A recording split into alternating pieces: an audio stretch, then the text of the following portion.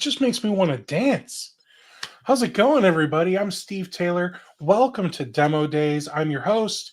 I'm doing this all in the wrong order, but that's okay because that just shows you that this isn't scripted. That we just make it happen. So today I am joined by Ted Raymond, the sales engineer lead for Field Effect. Ted, how you doing, sir? Uh, Doing great, Steve. How are you today? I'm doing awesome, man. Thank you for asking. So before we dive into a demo, I just want to give everyone, a quick background. Like, who are you, and why should we trust anything you say? All right. Okay. Thanks, Steve. My name's Ted Raymond. I've been with Field Effect for just about 3.5 years. I left previously from serving the channel with a large RMM company that you may or may not have heard of. Of course, you have. Everyone has. As sales engineer and working in customer success for MSPs for a number of years, for almost a decade now, I used to give courses on patch management, right? I used to give courses on how to reduce the noise of an RMM tool or how to implement automation and scripting in those type of systems. So I have lived MSP life. So I know the pain, I know the joys of working in an MSP and using the tools. And I have joined Field Effect almost 3.5 years ago. Love it. Every day feels like being Robin Hood and a Boy Scout at the same time. Can't wait to show you the stuff. Focusing on security. Awesome. So I had an interview with Matt Holland, the CEO of Field Effect. So if you guys want to learn more about Matt, his background, kind of like his philosophy and like why he started the company and all that good stuff, go look for that interview. But wait, do it after this one because you guys are going to get a chance to see Field Effect in action. Field Effect is, I feel like you guys are an MSSP because of all the things you do, right? But you're not. You're a SaaS company. You make cybersecurity software, and it just happens to do a whole bunch of stuff. Gosh, I wonder, do I have that list of stuff readily available? I don't know that I do, but I will here in just a moment.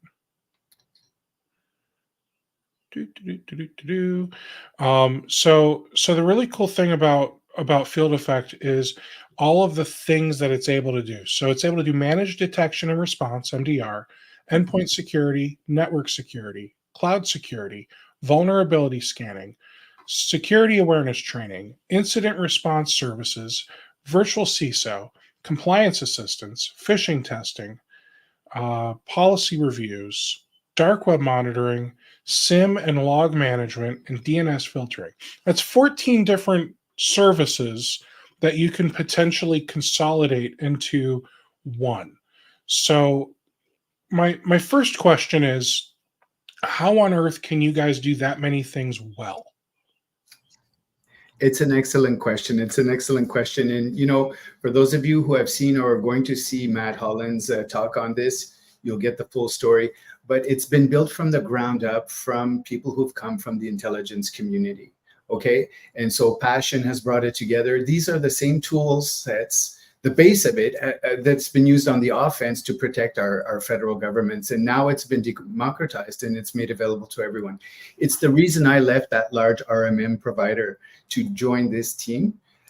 Things have been built from the ground up and it all talks together and it's backed by excellent humans. So as we're working together, we're the security team, you're the IT team. It's a perfect marriage.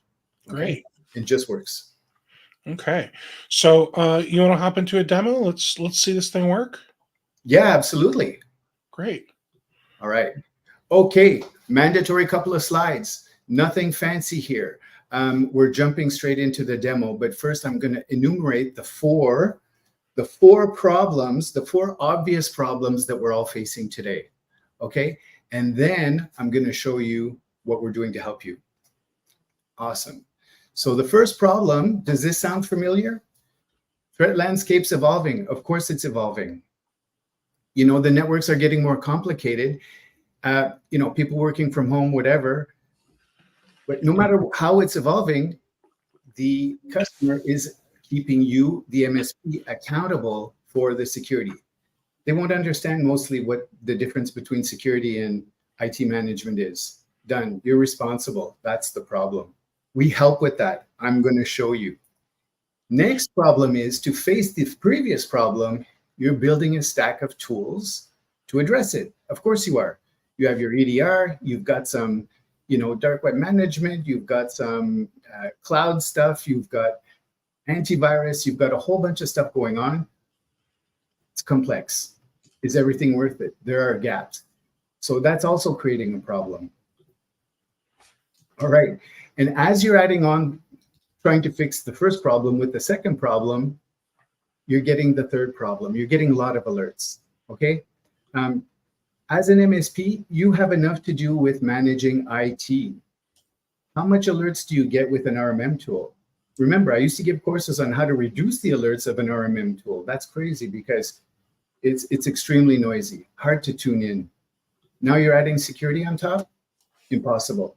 Okay, we can help with that. I'm going to show you that. All right. And what about the expertise in the field, right? That's hard to solve. That's a problem you have. So even if you did have the right people on staff, you're not 24/7. It's really hard. The security stuff, leave it to us. We can help. I'm going to show you that. All right. So the good news is all this security stuff, cybersecurity, doesn't have to be complicated. It can be simple. And that's what I'm here to show you by jumping into the demo. And that's where we're going immediately. Make sense? Yeah, it does. Perfect. 4 problems. Let's see how we fix it. Okay. Let's do it. Yeah. Here it comes. Here it comes. All right. So what I'm showing you there was a detonation chamber. We're going to get in there and I'm going to show you some live ransomware. They're not going to let me run live ransomware on my laptop. But here we go. This is what I'm showing you right now. This is our communications portal. So if we are working together, you're the IT team and we're the security team. And the way we win is that we communicate. And this is our communications portal. Yes, we support single sign-on, but I also have this other login here. I've got an account login, and we support multi-factor authentication. Now, do you require multi-factor authentication? Yeah, we do. Yeah, good. Into our portal, absolutely. It's one of the top 5 security recommendations from CISA and also Canadian government, and also governments of the Five Eyes. You got to have a strong authentication. Good question. Good question. Hey, Steve, I'm going to ask you, is there a chat on this meeting? Between the two of us? Yeah. Or between the attendees, can they add chat? Can they? Yeah. So if any of you guys want to ask questions while we're going through this, please pop it in the comments in the chat, and we'll do our best to answer those questions, guys. Absolutely. Thanks for that, because I might throw out a couple questions there for the attendees. So I'm using my Microsoft Authenticator here to log in, but you can assure yourself you can use anything that's compatible with RFC 6238. Google, Authy, Duo, I have all those on my phone. They all work. I never knew that it had. I mean, it makes sense, but I've never heard RFC whatever before. That's really cool. Oh, You even know that. It's that time-based one-time password protocol. Nice, based on large prime numbers. Okay, so yes, exactly. You need multi-factor. All right. The next good news here is that we are multi-tenant. Okay, so we match what you have in your RMM tool. We match what you have in your PSA tool. Great. So we have mutually exclusive customers. And the next good news is that we do integrate with some of the larger PSAs out there. So we have a 2-way integration. Yes, I did say 2-way. 2-way integration with ConnectWise and Autotask. That's 60% of you out there. Okay, we have other integrations coming up because we have an open API that you can connect to yourself, and we do have partners doing that. We do have ServiceNow, and we do have Halo on the roadmap coming up. Okay, just saying. So what we're trying to do is simplify this for you, the MSP, because when I told you about my communication portal, the next thing you're saying is, thanks, Ted, I don't need another portal. We have 17 portals already. And that's one of the problems we're trying to solve, and that's why that ConnectWise and Autotask integration is so important. So 80% of your technician's work is done via the ticket and not via our platform. Very cool. And I also have an app here on my phone, so you can actually get notified and see, you know, state of the union, what's going on directly from the phone. All right. Now we're going to jump into one of these customers. Okay. And then I will throw out a question to anyone who's attending, and maybe to yourself as well, Steve. What is your first impression of what you're seeing here today? What is the first word that comes to mind when you see this portal? This is a customer without knowing anything about it. And you don't have to be polite. We're just taking a quick survey here. Well, I'll be honest, and I'll say skeptical. Skeptical That's is a the good first word. And the only reason is because I rattled off 14 different things that you guys are doing. Yeah. And it's hard enough to find a platform that does just one of those well. Yeah, no, I get it, Steve, and I understand. And I wrote that down. I wrote your word down.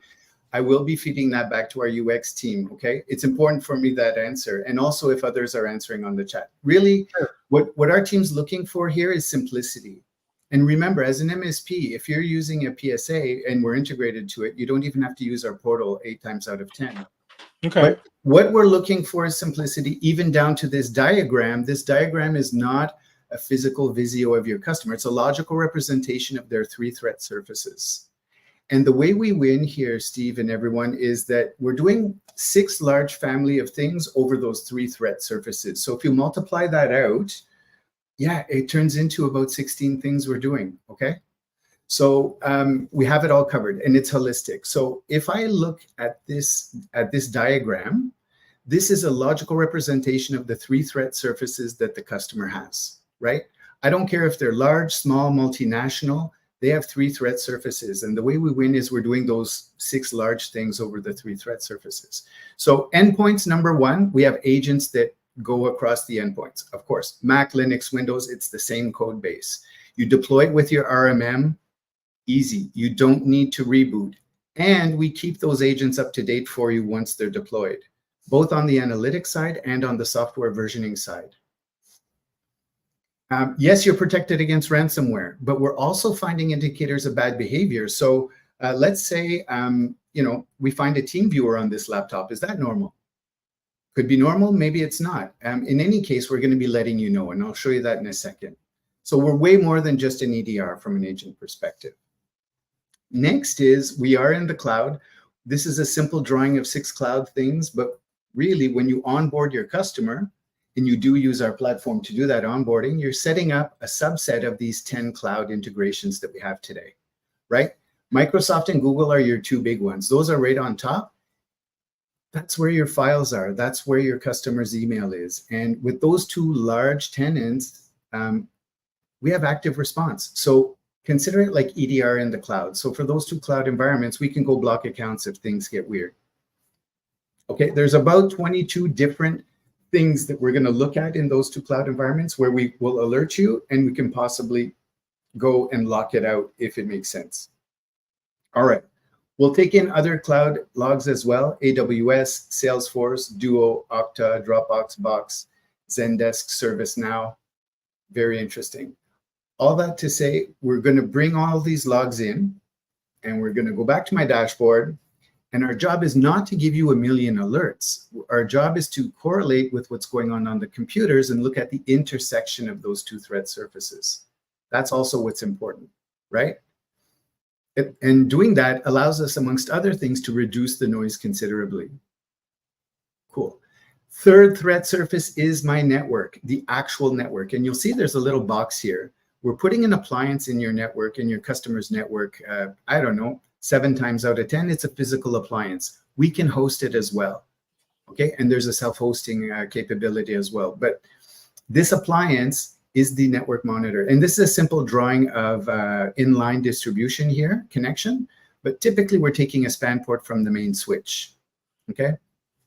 Small, medium, and large, XL, double XL. We size the appliance based on number of users, okay? And the box has 3 jobs. Okay, its first job is full packet capture of north-south traffic. So everything going to and from the internet, we capture. We keep 90 days of that traffic, and we use it as our primary source of truth for what's going on the network. Sure, we use logs at the network level. We don't count on them. They can be fake news, right? Every week we're finding for some customer around the world, data trickles going off to Italy or to Russia. And when I tell you about it, you say, wow, Italy's a great place, but not for my customer's data. It doesn't make sense. All right, I tell you which laptop it's doing it, and you tell me, I don't know about that laptop. I don't have that in N-Central. I don't have that in ConnectWise, Automate, or I don't have it in Ninja. Bingo, we just found shadow IT offloading data. I'll show you an example of that. Super important, because by definition, if the bad guys get in your customer's network, they have to go to internet to progress the attack, right? Sure, yeah. Yeah. Whether it's beaconing home, stealing data, downloading ransomware, we'll see them. Awesome. And the third job of my appliance is keeping all my customers' security telemetry from the endpoints local to them, cryptographically keyed on-prem. So now I have an on-prem solution. I'm not sending all the security telemetry of your customer up to a large data lake. That doesn't make sense. Cool. So from a privacy and compliance perspective, we have you covered. That's all it gets to. Data sovereignty is super important for us. All right. So that's what we're doing from the outside, from the inside. Now let's look what we're doing on the outside. When you onboard this customer, you're setting up their service profile. And this gets done with our onboarding team. We have a live onboarding team. Okay. And so the first time you do this for your first couple of customers, we're there with you. After you're doing it on your own, or we're always there to help you. You're setting up their domains, their email domains, their public IP addresses, V4, not V6, and staff locations. We're adding this to the analytics for that customer. And for public IP addresses, listen, we're driving by on the outside. What if we find a server broadcasting RDP? You need to know about that. All right. And one of my favorite parts is this email domains. We're looking on the internet for typo squatting. So we're looking for DNS entries. When someone registers a domain similar to your customer, we're telling you, you're going to get a ticket in ConnectWise, a ticket in Autotask saying, hey, tell your customer to be careful. Someone's prepping a spear phishing attack. Or maybe tell them to tell their customer to watch out for strange invoices because someone's trying to imitate them. Makes sense. That's pretty cool. Yes, it is. It is. Thank you so much. So that's my service profile. Okay. Now, so inside and out, we got you covered. And our job here is to give you what we call AROs. And that's our notification system, right? Action, recommendation, observation. All right. So we invented 2 acronyms. That's the first of 2. ARO, pretty simple. And this is what would be mapped to a ticket in ConnectWise or Autotask. Actions are urgent. Do them today. Recommendation, hey, that'll, positively impact the security posture. Do it next week. In an observation, this is a conversation we need to have. All right. You see how many I have here today, right? I have 5. Mm-hmm. Yep. Cool. I have 5 things to worry about. And let me put a bit of context on that with our weekly report. And this weekly report, absolutely love it. I'm a math guy, so all these numbers talk to me, okay? I can scroll down. This is a security snapshot of my customer this week. Awesome. A lot of stats, trends. Great. Who cares about all that today? The only number that I want to put emphasis on is this one. How many security events across all 3 threat surfaces for my customer this week? 1,103. How many AROs, how many tickets did you get? You got 5. So that's 1,998 tickets you're not getting. Is that okay? That's our job. 1,098, yeah. 1,098, yes. 1,000. You're listening. Thanks, Steve. So, yeah, I'm a math guy. I'm not an arithmetician, okay? Great. So our job is to reduce that, okay? We're reducing it. And let's go and view my AROs here. I'm going to give you an example. The anatomy of an ARO. What does a notification look like when we give it to you? Well, let's go to this observation. And this is our agent working, okay? We're saying, hey, we found some tools for remote admin on your network. Maybe you're a Screen Connect user, okay? Or maybe you're a Take Control user from a remote control point of view. And we're going to tell you in plain English what the problem is, number 1. And then we're going to give you mitigation steps to fix the problem. And these checklists, this mitigation step list, which is checkboxes, this will show up in ConnectWise or AutoTask as a checklist or as a task list that you can check off within your ticketing system, and it bidirectionally communicates back to us. Meaning you can deal simply by closing the ticket, will communicate back to us that you've done your work, it closes it on our end. That's really amazing. Now, but let's look at what this means. When I'm telling you you have tools for remote admin on your network, we're going to give you the full deal here. We're saying, hey, we found some TeamViewer and some Zen Anywhere at this customer. And why could it be a problem? Well, these tools can also be used by threat actors, right? Bad guys use them all day long. All right. So now your level 1 techs are able to understand the problem right off the bat and take action. So you could be leveraging your level 3 techs for more important stuff. Your level 1 techs can get their hands dirty and go and take a look at all these problems. Pretty cool. Nice. Next is, we're telling you in this example where we found the stuff. So, hey, Reddy, Tomeka, Jim, Jacqueline, there's some IP addresses. You know what devices those are based on your RMM. These users, hey, wait a sec, your tech is going to say in one bird's eye view, that's the finance team for that customer. I'm just making this up. Oh, and in fact, they do use TeamViewer, which is not our tool, but they use TeamViewer once a month for that accounting software. Cool. And but Zen Anywhere doesn't make sense. So what are you going to do? In this case, you're going to close the ARO and you can go and resolve it. And you're going to tell us what you did to resolve the problem, even by telling us TeamViewer is okay here, but Zen Anywhere is bad and gone. There you go. And you'll tell us what you did to fix the problem. I don't know, depending on where you're from or how extreme you are, you're either uninstalling the software or you're shredding laptops, right? So you're going to explain to us, I'm not judging, whatever it is, and then you close the ARO or the ticket and it closes it for us. Pretty easy. It stays open for us because bad guys have a tendency to come back after 48 hours or 2 weeks. Right? It's in their job description, persistence. All right. How does that sound? Sounds neat so far. Cool. Now, one final example on the ARO. And here's us looking at 2 threat surfaces at the same time. It's us looking both at the cloud and at the endpoint at the same time. And here is an action. So it's pretty urgent, right? We're telling you an account risk, potential credential compromise. And here we say, same anatomy, right? 19th of April, that's today. Love Bartel, that's her name, is logging in from India. And previously, she was logged in from Canada. All the details are there. Skipping security context.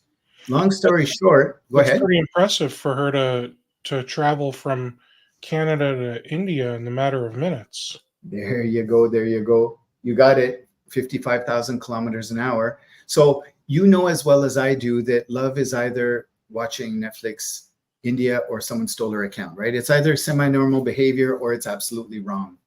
And again, we're giving you mitigation steps here of what does the level 1 tech need to do? Well, contact her and see if it's normal. And if it's not, number 2, reset her account immediately. Done. That's the stop, drop, and roll of fixing this problem. Forget the logs. We've already done that. Nice. Okay, so the problem here, though, is this is not a 12:23 p.m. problem on a Friday Eastern. This is a middle of the night time problem on the weekend. Okay. We are 24/7. Our SOC is distributed in 4 of the 5 eyes. So we are in US, we're in Canada, we're in UK, we're in Australia. So we have people that in their daytime are looking at this feverishly 24/7. So we can take action on your behalf. So in fact, in this case, because when you would have set up this customer with onboarding, you would have set up the active response profile. And when you're setting up active response, and I'll zoom in here, which is turned off by default, right? Why would we go shut down her account without telling you? That's horrible. But you're choosing on the get-go, what is your philosophy for cybersecurity risk acceptance? Are you limited? Are you balanced? Are you aggressive when it comes to cyber? And either you're imposing your philosophy on your customer or you're having that conversation. Either way, customer by customer, you can choose this when you're setting them up let's say you choose the balanced approach, that'll allow our team, well, also via automation, to lock Microsoft and Google accounts. It'll allow us to as well, on top of the EDR autonomously working, it'll allow us to isolate servers or workstations or laptops from the network if the IOCs are high enough. Okay. Now, and here's what's fun. So you choose your base philosophy. Next is you can set exceptions to the rule. Are there exceptions to the rule? Yes, you can say, please be more aggressive on the CEO's laptop because they're happy clicker, right? I've seen that as an actual use case. There you go. Or you're saying, don't touch these servers, call us first, right? And now this gets built into the analytics, but it also becomes a Post-it note for our international SOC team. So when we feel we want to do an active response, we'll say, are we allowed to? Yes, in a balanced way. Oh, wait a second, it's CEO. We're going to shut down now, ask questions later. That's how that would kind of translate. Nice. So if I go back to my dashboard, that's us acting on your behalf 24/7. All right. Now, before I show you the next 3 items, because I have 3 more items to show you, I will just jump in and ask who here knows MITRE. And of course, everyone knows MITRE. I think we all probably know of MITRE, but I would say few of us like use MITRE, if that makes sense. Okay. So we map to MITRE. MITRE is the organization. It stands for MIT Research and Engineering. They hold the database. They keep up the database of common vulnerability and exposures, right? CVEs. So when Microsoft comes out with a patch, it's to fix CVE 23-1107, whatever that is. That's MITRE that creates that database. It's held by NIST. MITRE also they maintain this attack framework. These are the 14 stages of a cyber attack, right? So stage 14 is impact. That's where I'm getting encrypted. Of course, we're saving you there. I'll show you. But when my agent goes and finds a team viewer in Zen Anywhere on your customer's network, and you go and fix Zen Anywhere, we just found the bad guys at stage 5 at persistence. That's way before an encryption event. That's cool. When I'm finding a typo squatted domain, and I tell you, and you tell the customer, and they're more careful, and we move on, we just found bad guys at stage 2 at resource development. They haven't even touched the network yet. Okay, and I'll come back to this. But so we're mapping our AROs. We're mapping the notifications we're giving you to the tactics, techniques, and procedures in this list. And, you know, this is an easy site to get to. You can put this in the chat, and maybe you can go read up on it later. However, what I'm getting at is that MITRE is also evaluating MDR systems this year. They're doing attack evaluations on MDR. This year, there are 11 companies on the list. Okay, so on all the lists of stuff, you know, there are a lot of lists in the world, and I know that that yourself, Steve, in that channel program, you have Navistack, right? Right. So consider that of the 11 companies being evaluated for MDR from MITRE, Field Effect is right there on the list. So it's very great. Yeah, it's very great. Very super proud of this, actually. All right. So that's what we're seeing here. Now, there's 3 more things included, and I'll touch on those. We do offer a DNS firewall, right? So for on-prem computers, you're being protected. You can do category blocking. This can be used in parallel, what you're using with your firewalls, because you're forwarding DNS forwarders to us. So for on-prem computers, you have category blocking. And for roaming capabilities, we've got the known bads here, the botnet, malware, and phishing sites. That's for your Windows laptops. So when I'm out of the office, I'm still safe when I'm surfing the internet against the known bads. And that database gets updated with about 100,000 sites a day. So and it's included. It's included. All this is included. And next, we offer SIES program. Now, this is one of my favorite features. I've never heard of SIES. Okay. A lot of people haven't heard of SIES. That's our second acronym, Steve, and it stands for Suspicious Email Analysis Service. It's a big one. We're not a spam filter. you're using a spam filter. You're probably using the integrated Microsoft or Google capabilities for spam filtering, but you may be using another vendor as well. There are a bunch of them, of course, not Sure, to yeah. mention any by name. So you need a spam filter. Let me go back to the MITRE attack matrix here, and let's understand that at stages 2 and 3 here, on initial access, stage 3, phishing's right there in the middle, sprinkled with a bit of resource development. The threat actors are bypassing any spam filter that you're putting up, because their job, again, part of the job description is to get an email into your mailbox. Mm-hmm. All right, so that's where we come in. We're focusing on post-spam filter activity, giving a tool to the end user called SIES, and here's what it looks like. It plugs into the tenant of Microsoft, and it plugs into the tenant of Google, but it's also a plugin in Outlook. And here you see it SIES, and I'll expand this screen. And here's an email from Andrew Hunter, who's a colleague, he's a director in our company. Great. He says, hey, Ted, hope you're okay. Open this document. We're going to talk in an hour. And I open it as quick as I can, right? Because he's an important guy. But he signs your boss, Andrew Hunter. He's not my boss. Poor boss. He's not my boss. And I didn't see this external do not click. I didn't see it. Why didn't I see that banner? Because as an end user, I'm desensitized to it. Yeah. Not my fault, but I saw it immediately. So what I'm going to do, because I'm an aware end user, I click on the SIES program, and I have 3 questions to answer. Did you click any links? No. Did you open any documents? Yes. No points for lying here. The more you tell me, the more we can help. And did you put a password? Absolutely not. Anything else? Remove from my inbox, submit to field effect. This will bypass your team at the MSP level and come straight to us. It'll bubble through our analytics. We'll get back to you and the end user and let you know if it's malicious, suspicious, or likely safe. So it's a reporting tool, post-spam filter. Excellent. Now, this tool, and I don't know if my colleagues who may or may not see this recording will like me saying this, but there are 2 problems with my SIES program, Steve. One is an education piece, right? So that's on you at the MSP. Teach the end user of the existence of the tool you're putting in. Easy. That you have it, you got it. Second problem with my SIES tool, Steve, is those who should use it will never use it, right? Those are the people who will click 20 times on a gift card, and they will never, ever in their lifetime click on a cybersecurity tool. And you all probably know who I'm talking about. You have a list in your head, and that's okay. We accept it. When I go back to my dashboard, we're doing 6 major things over those 3 threat surfaces, but I'm giving a tool to the end user because they're part of the team on the fight against cybercrime. Am I right? Yeah. I can't not give them something. There you go. All right. So this is I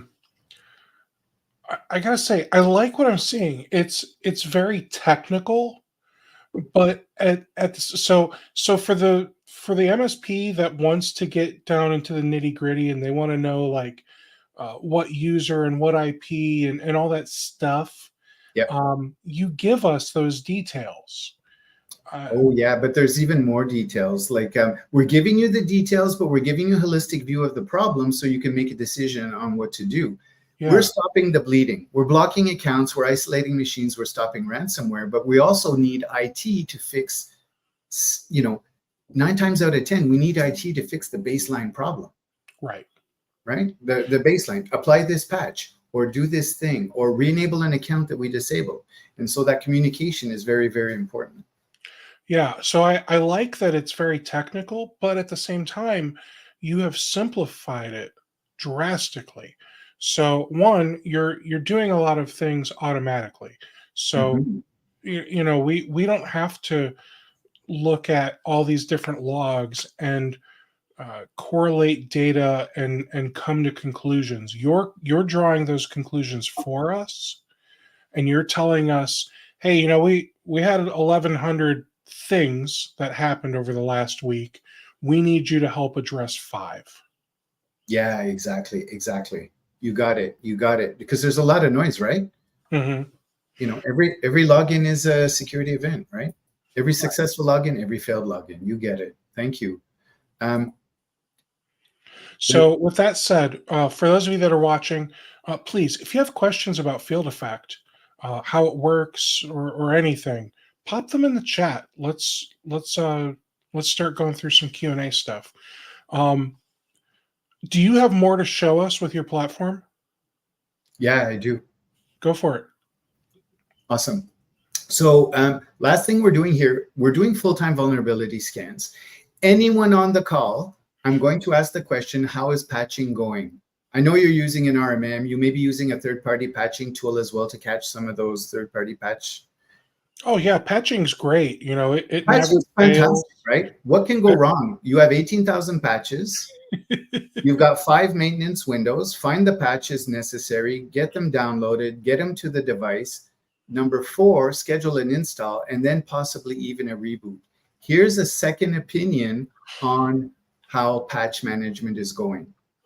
Okay, we're going to give you a cybersecurity risk level on each endpoint, Mac, Linux, or Windows. And the trick here is we're comparing against every CVE in the database, which implies every single piece of software on the planet. Not only what you can do third-party patching on, so and a bit more. So we're looking at end-of-life OSs and unpatched OSs. But let me just zoom in on vulnerable software to give you a good idea. I've got this, let's say I've got, all right. I've got this Mac OS, which Manson Buckridge is using, and it's high from a cybersecurity perspective. High risk level. Why is it high? Well, I'm missing Chrome and Adobe patches. Why did that happen? I know I patched them. They probably missed a reboot. Make sense? So now this is state of the union. Let's go back to my endpoint devices and let's go take a look at this Windows 2016 server over here and what's going on there. Well, Firefox, same thing. They didn't restart it, or didn't restart the server. But mruby is also missing a patch. There's a link to the CVE. I can jump right into the NIST database from here and read up on the patch. And if I go back to my screen here, I don't even have mruby on my third-party patch list. Now I know about it. So it's about 100% pure visibility. Go ahead. What's funny is I've never even heard of mruby. There you go. So what's funny is like you're probably going to tell us about things that we, the MSP, might not be aware of that's on the machine. And I don't know that that's necessarily shadow IT as much as it's, we know the major things that are on the servers or the workstations, but we might not know every little minor, I'm going to call it minor software. Exactly. You got it, Steve. So am I uninstalling those? Am I just going to patch them up? Is there a use case? But now I have full visibility. And notice we're not giving you an ARO. We're not giving you a ticket inside of your ticketing system to say you're missing a patch, you're missing a patch, you're missing a patch. If I do that, I waste your time, I waste my time. Missing a patch is a normal state of affairs. What we will do are 2 things. Well, 3 things. First, we give you this list that you can consolidate with, but you don't have to live in here. What we will do is give you an ARO. We're going to give you a recommendation once a month on a per customer basis to say, here are the devices missing patches. And that probably equates to, I don't know, 70 to 80% of the devices, because that's a normal operating environment. So you can consolidate with your RMM tool to see if that makes sense.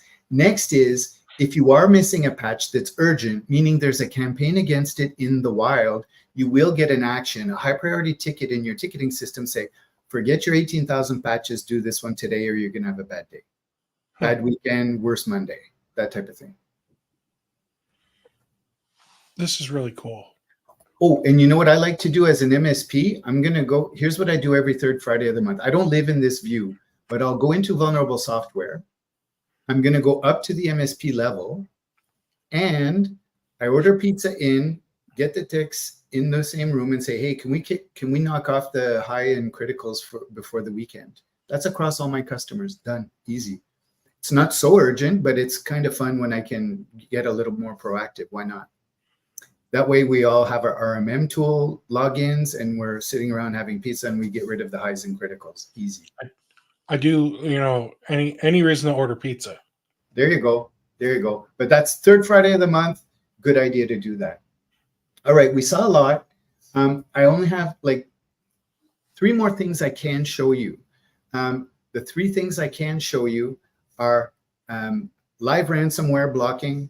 I can show you in a detonation chamber. I can also show a deeper dive. So when you said, Steve, hey, we give you a lot of information about the problems, you guys can actually go in and see the past 90 days of activity and telemetry for the endpoints inside the appliance. So you can actually log in the appliance and do a deeper dive. Is that interesting? Can you give us like a quick version of that? Yeah, we can. Yeah, we can, like 20 seconds. Absolutely. And then I can show you some monthly reports. So monthly reports being co-branded and important for some, not for others, but for most it is. So really quick, I'm going to flip to a detonation chamber. And this is a Windows 10 device, okay? I'm surfing the web. I've got Seth, who's our HR person, sending us this work from home policy update.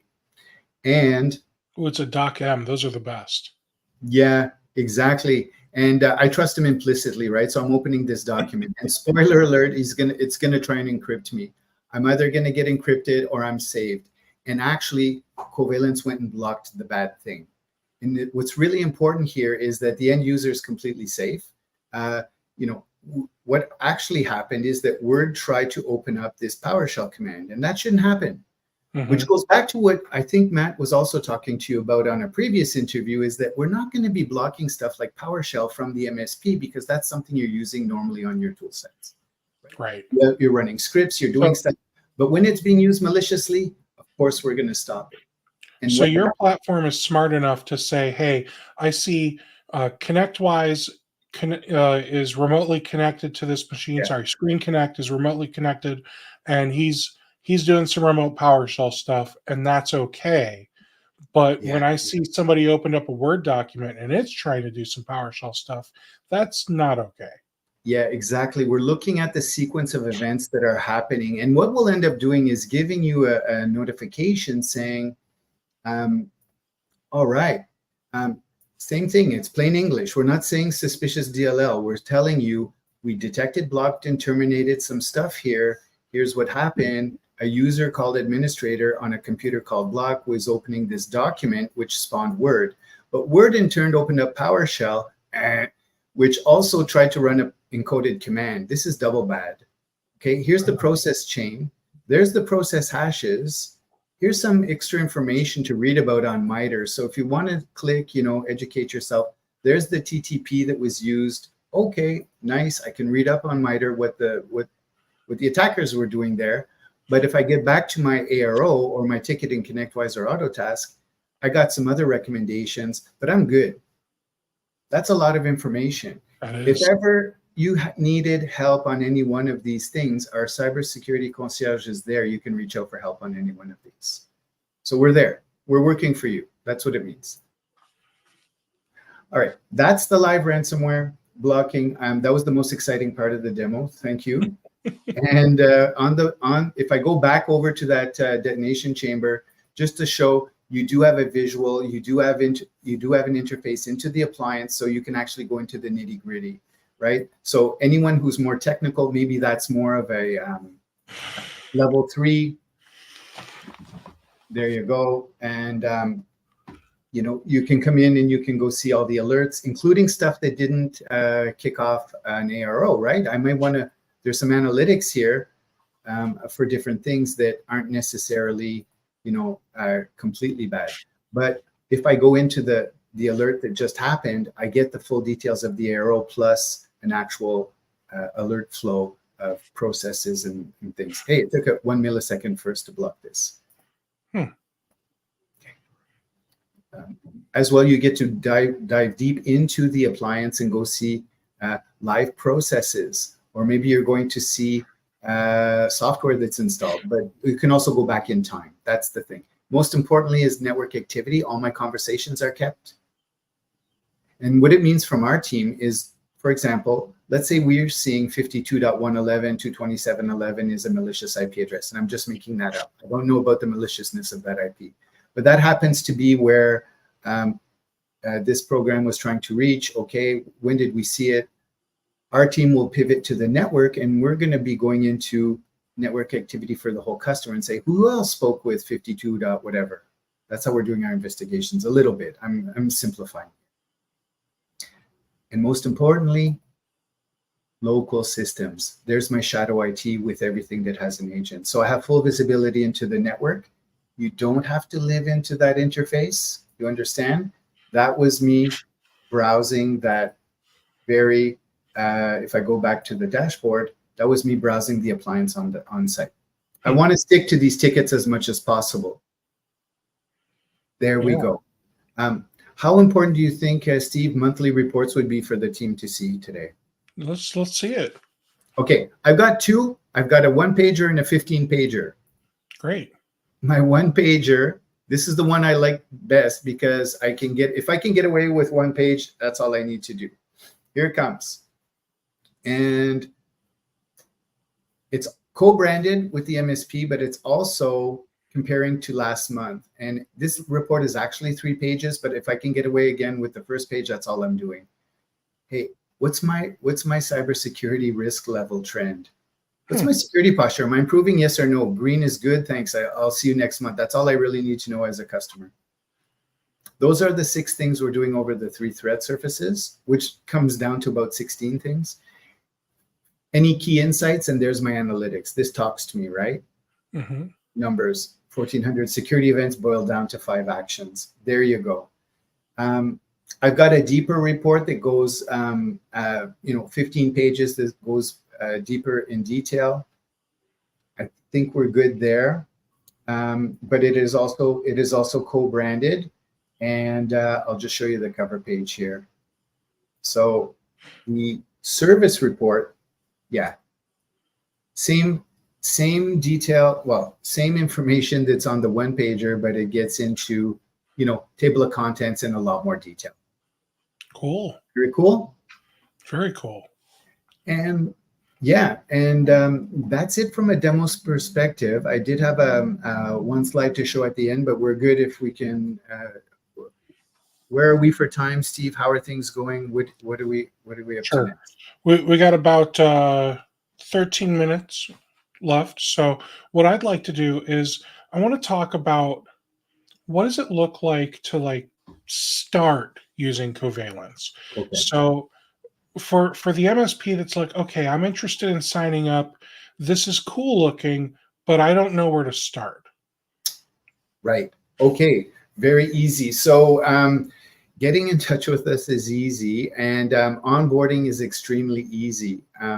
We do offer free trials as well, because like you said, when you saw the portal, you said your first word was skeptical, and I did write that down. And it's like, okay, proof is in the pudding. You want to try it out? Awesome. Support you 100% on that. Cool. And how easy is it to add a new client into here? Okay, good.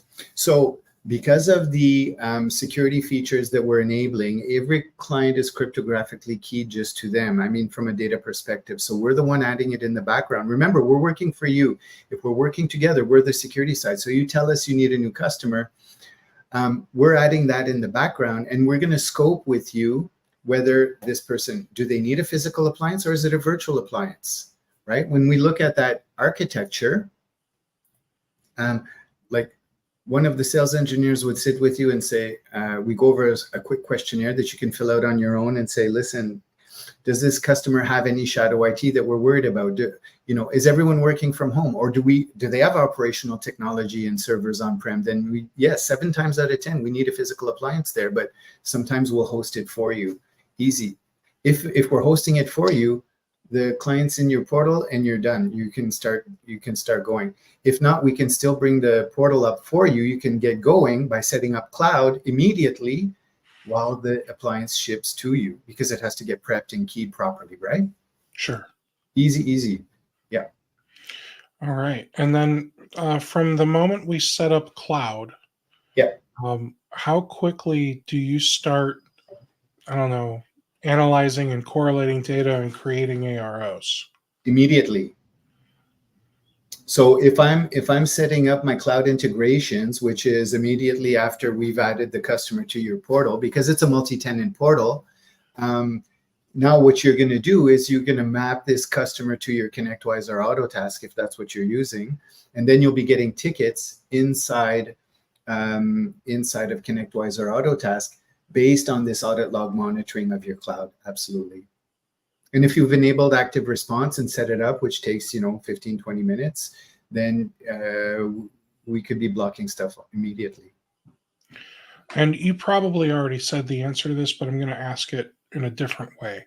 So a lot of companies are work from home these days. So Yes, the appliance probably doesn't always make sense. So correct. those people between the cloud integrations and the agents on the devices, that's enough. Oh, absolutely. Really, because there is always there's always the concept of the main appliance for your customer, because there's a residency for their data. So if it's not on-prem, we're hosting it Azure in a geolocated environment. So East, West, US, Canada, Europe, whatever. And this appliance, this is a logical appliance, will still be the home for the endpoints. It's not a physical thing going on-prem, like you said. And so we're a good fit for any customer you have, whether it's a small office with no infrastructure on-prem, whether it's a larger office with shadow IT, like a medical, they've got X-ray machines and stuff, or a manufacturing plant, or even a municipality with like water treatment plants. And, they're putting lye in the water. That's important to monitor. Mm-hmm. How long is your trial period? 30 days. Okay. It's typical. And if we're running a proof of concept and 30 days goes by and we're still like, we just need a couple more weeks, you guys will work with us for something like that? Yes, we will. Depending on the case, yes, absolutely. Now, please note that, there is no trial when it comes to our security services. That concept does not exist. We try as you fight, or, it's the military analogies here, where there is no concept of trying. When we set you up as a trial, we set you up for real. And so there are legal implications when we're protecting your network. And if we do have a contract that says we're there for 30 days, then let's get in order, right? We can't overstep our boundaries there. So we make sure there's enough time for you to do the stuff. And we definitely don't want you to just start a trial before you're ready to start, because then we'll have to be tearing it down, right? If you're not ready. Absolutely. But we work with you to make the best outcome for everybody. Wonderful. And what's pricing look like? Good question. So pricing is a per user basis. It starts in a range, and I'm asking my team now if I can disclose any of the pricing here, but it's per user. So all the devices are included, right? You can deploy as you wish. We understand that there are many more devices per person in an organization. I'm logging into my cloud right now with 3 different devices at the same time for my M365. Gotcha. Yeah, so it's a per user model.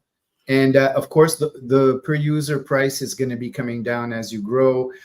We start off with a minimum package per MSP for 25 users. Okay, so we're not locking you into a monster, there's a 500 user minimum. 25 users is the minimum at a certain price point, and it includes everything that we talked about today. Are you able to tell me, is it above or below $10 a user? For the 25 users, it'll be above that and less than 20, probably right in the middle. Okay, that's good. Starts at $15 a user, and then it goes down from there based on volume. So easy entry point for MSP with all the consolidation that's happening there. Yeah, and so $375 a month to get started. That's not terrible. And David wants to know how we identify a user. So one of the things that I didn't see is in the administrative side of things, how do we define a user? Is that automatically brought over from something like 365 or Google Workspace? Okay, that's how we're going to consolidate it, but you're actually telling us, because no one knows how many users they're managing. Right. For real. They all know how many devices they have. I mean, devices they think they know they have because there's agents deployed there. That's not how we're doing it. This is a trust relationship. So when you tell us there's, 67 users at a company, of course, we're going to see in the M365 how many users there are. And also, we're not counting boxes like info@customer.com or sales, all those group email boxes or stuff, we're not counting those. You're counting humans. Now, here's an interesting use case for you. I help out from time to time my church, so they've got, let's call it 15 people on staff, but I think they've got like 42 mailboxes that they're running, because they've got a bunch of people that volunteer, Mm-hmm. and so they can't afford to pay the volunteers. Yeah. And then they've also got a bunch of like resource mailboxes. So um, every kid's classroom, like Mm-hmm. the kindergarten, first grade classroom, has its own mailbox user, so that way we could assign the device in the Apple ecosystem to a user. But yeah, so how would you want an MSP to handle that when it's a combination of employees and then volunteers at a nonprofit organization? Yeah. So you're going to count the employees there. We're still monitoring those other mailboxes. And you said for how many employees in this example? Again, 15. 15, 1-5? Yep.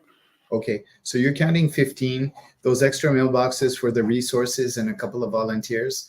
That, typically you're not going to be counting that. You're going to count the real employees, right? Now, if the volunteers, on the contrary, have super full access because they're not just volunteers, but they're touching the financials and they have access to all the systems, those you count those mailboxes as well, right? Because those are going to be monitored. Those are big inputs to the system from threat actors. Got it. Yeah. So it's Okay. common sense. It's common sense. Like for example, when we do schools or colleges, universities, you have you're going to have 600 staff and you're going to have 3,000 students, and the students are not included in that because they're you're going to separate that off the main tenant. You're protecting the critical resources and the critical staff. How can one know though that doesn't do it for more? My cat sounds like it's dying. I'm sorry if you hear that in the background. I don't think I understand Yates' question.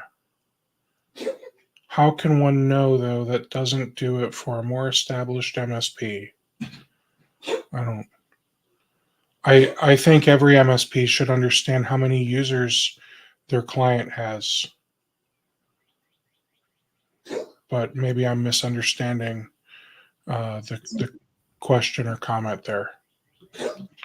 All right. I feel really good about what I'm seeing here, man.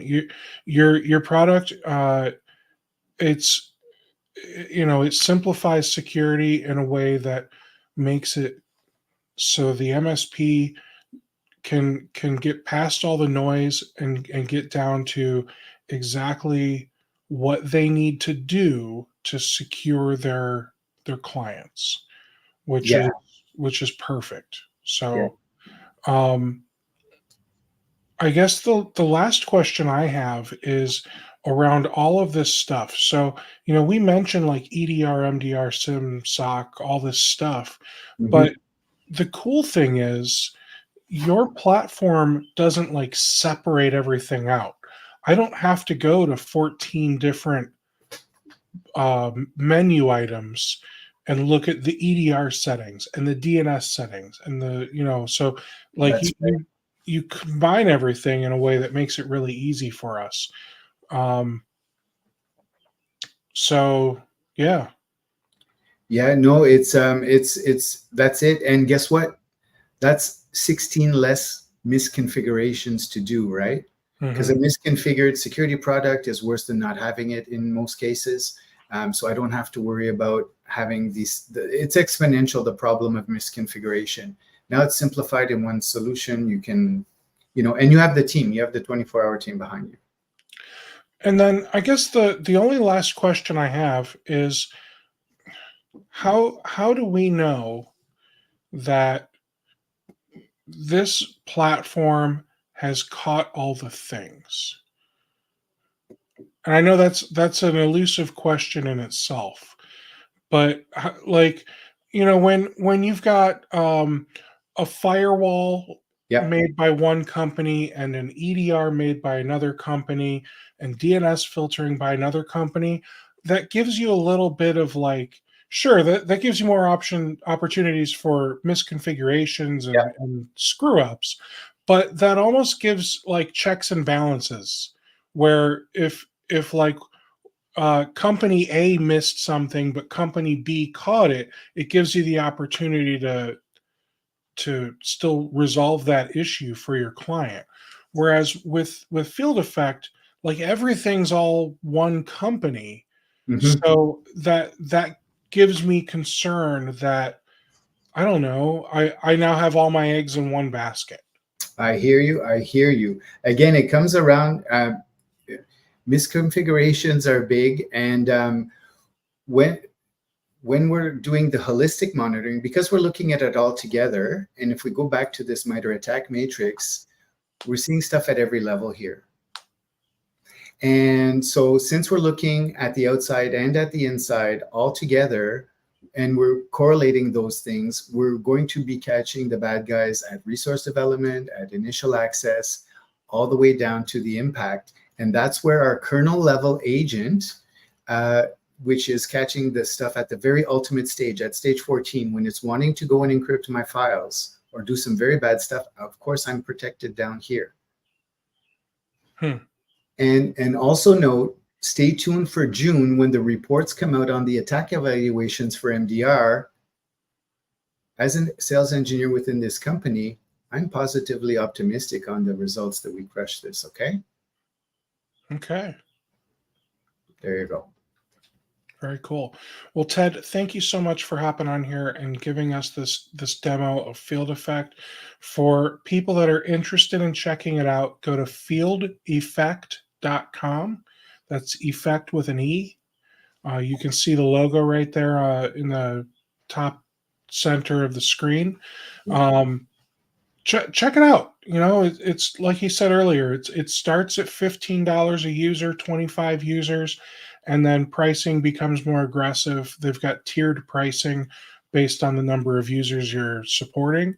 Are you able to tell me like what's the That's largest? the pricing guy, but yes, with site fees. But we'll get into. Contact us and we'll talk pricing. Not being the pricing, I'm allowed to make mistakes there. No problem. No problem. Very cool. And then the only other question I have regarding your platform is do you happen to know like the biggest MSP that you're supporting today? How many users they have? Above the 20,000. That's awesome. Yeah, so we're into MSPs who are MSP aggregators that have multiple MSPs, extremely large ones who serve all communities across North America. For example, we have smaller MSPs with 200 users that they're managing up to the 2,500 range, all sizes. But the idea here is to protect to be able to protect every small business across the world. Is a small and medium business is one of the big objectives here. Wonderful. Well, thank you, Ted. Thank you to the team at Field Effect. And I will catch you guys at the next demo days next week on Friday. Take care, everybody.